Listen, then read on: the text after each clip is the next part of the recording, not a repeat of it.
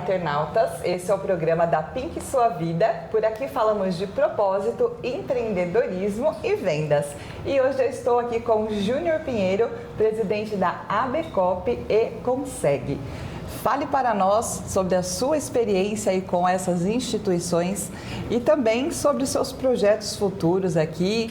Conte um pouco como que você tem ajudado o povo por meio das instituições que você é licenciado.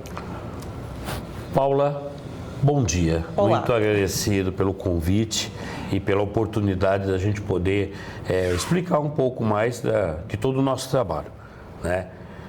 Ambas as entidades, estou licenciado justamente porque a gente vem ao pleito como pré-candidato a deputado federal, né? Que nos colocaram, né? Na realidade não foi uma escolha minha, né? Mas vamos seguir com o que eles acham que de repente pode dar certo.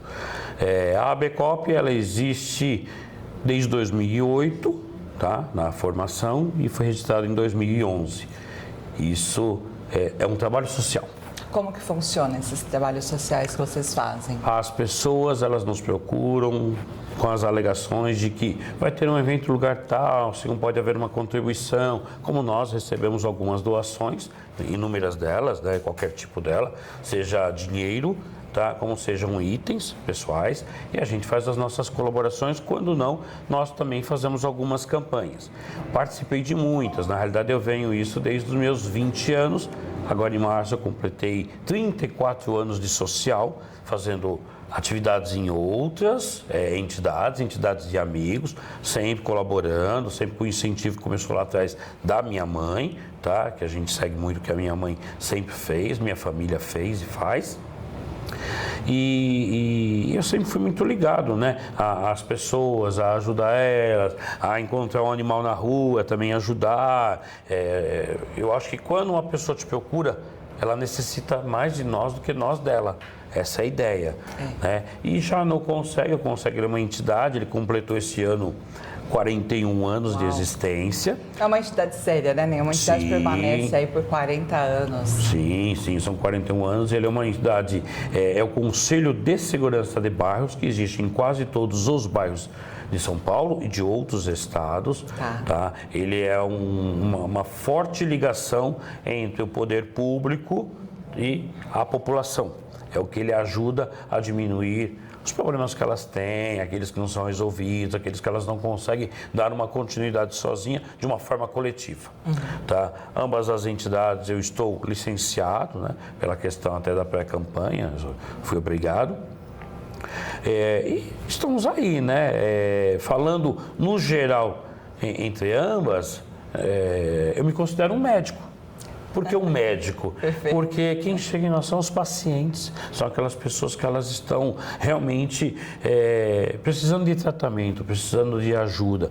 E muitas das vezes o que eu percebi, principalmente, eu vou dizer, não consegue, falta amor, falta carinho, falta atenção. A pessoa às vezes ela só quer ser ouvida, entendeu? Às vezes a gente não consegue resolver o problema dela, porque o problema pode estar em umas esferas bem maiores, dependendo de outros e não de nós, mas o fato de nossa entidade em si, minha diretoria, a gente dar atenção, ela se sente acolhida.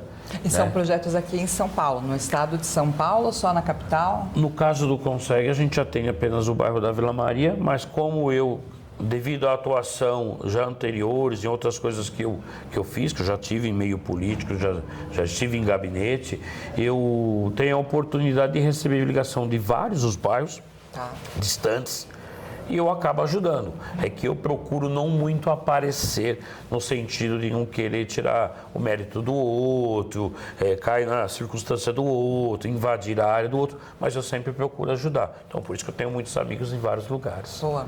Cita algum projeto pra gente que você viu que foi bem relevante, ajuda? Isso no Consegue? Muito fácil. Então, no Consegue, o que a gente pode dizer?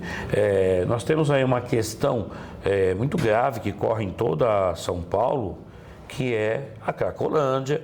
Ela era instalada no centro, né? E ninguém conseguia resolver, como até hoje ela, de fato, ela não foi resolvida.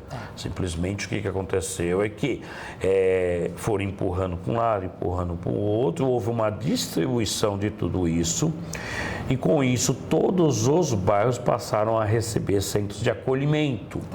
Acolhimento para a pessoa que está com problema com droga, com bebida, perdeu família, perdeu emprego, são inúmeros. Aquele que não tem o lar, né? Vamos dizer assim.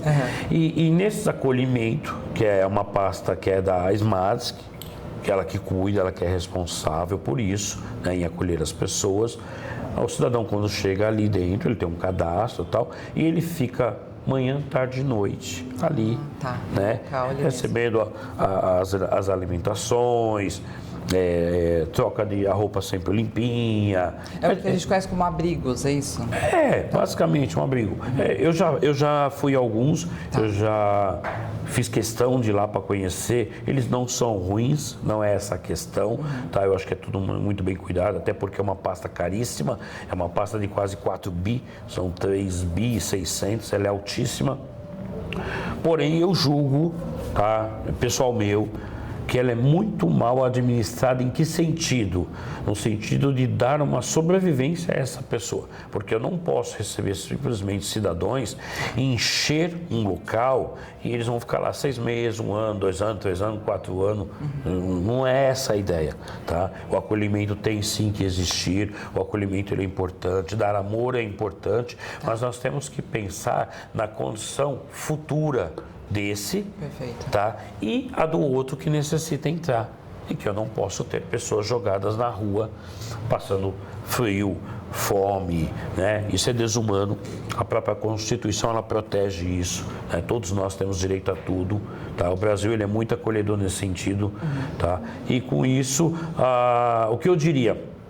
Precisamos fazer outro tipo de serviço, que é fazer com que a pessoa ali durante aquele dia ela tenha um emprego, nem que seja meio período, formação, né, ela possa se profissionalizar, possa se profissionalizar, que ela possa estudar, melhorar de vida, porque só isso vai fazer com que ela saia talvez em 90 dias daquele local, 120 dias, eu não sei, aí precisaremos levantar e formar família, ter uma vida normal, alugar uma casa, talvez ter seu próprio salário, né? e gerar receita ao município.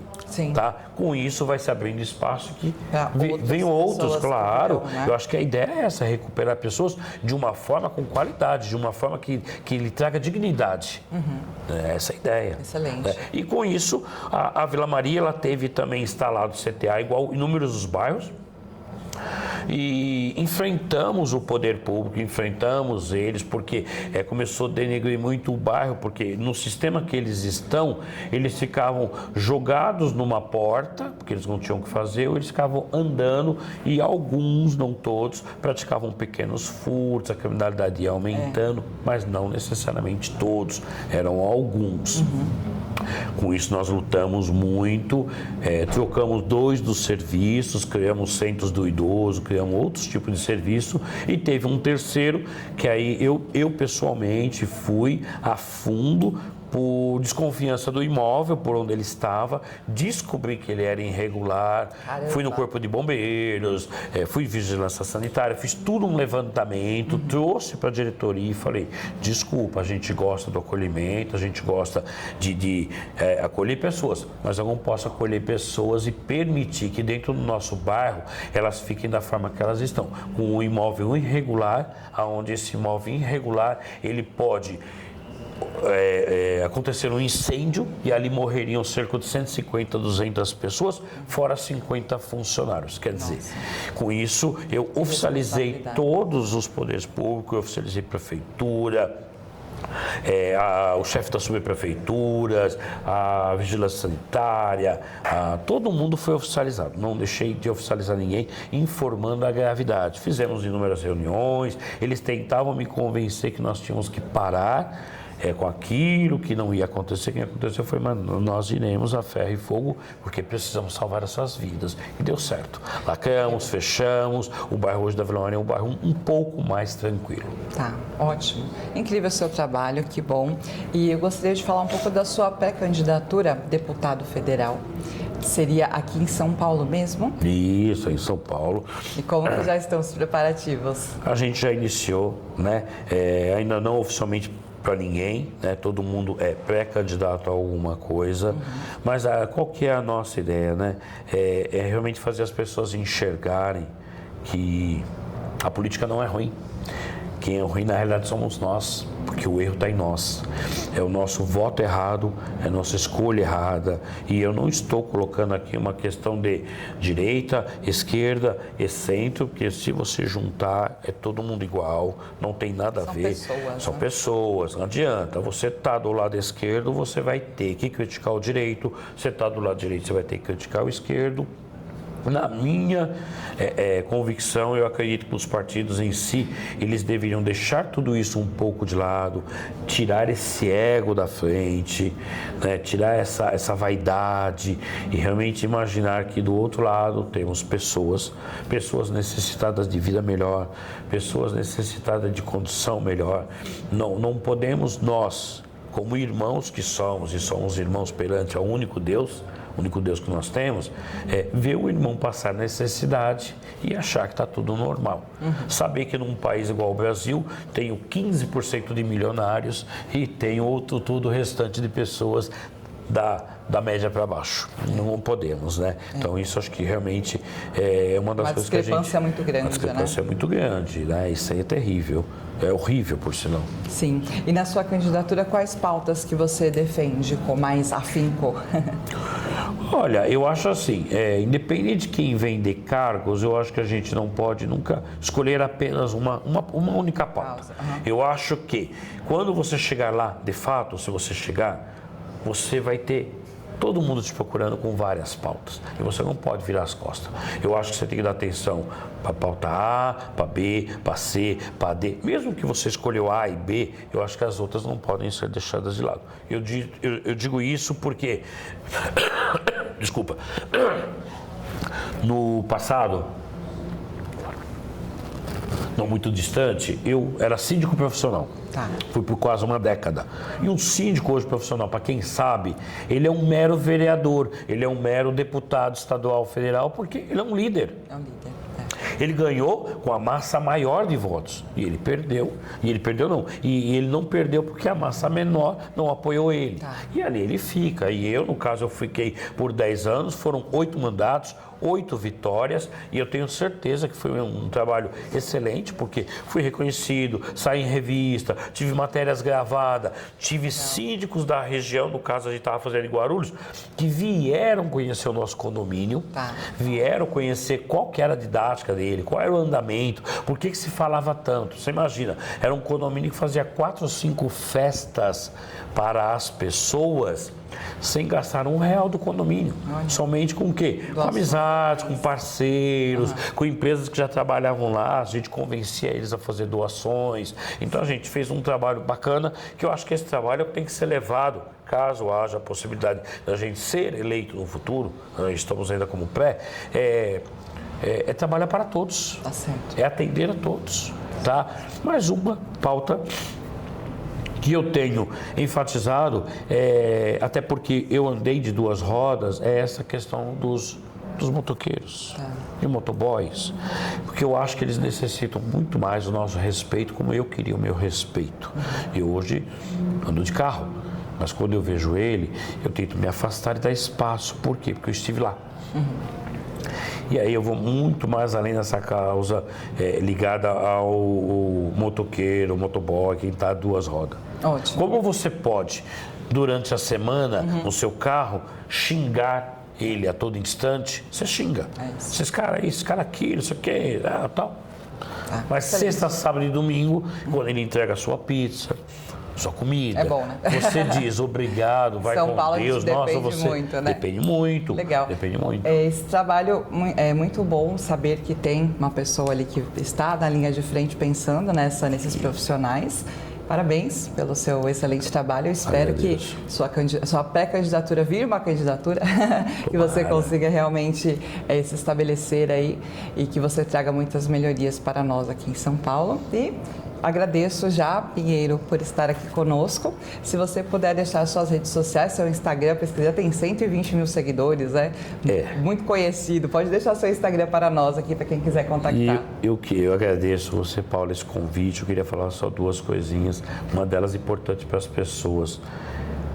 Parem de ficar elegendo aqueles que estão e já não fazem nada há muito tempo. Prestem atenção. Não é o Pinheiro, não se escolheu o Pinheiro, mas tem um monte de gente necessitando realmente de oportunidade e voto para poder mostrar realmente o que é tratar seres humanos, o que é dar ênfase ao coletivo, o que é acolher as pessoas de verdade, te ouvir e dar atenção. Perfeito. Não adianta 4 anos.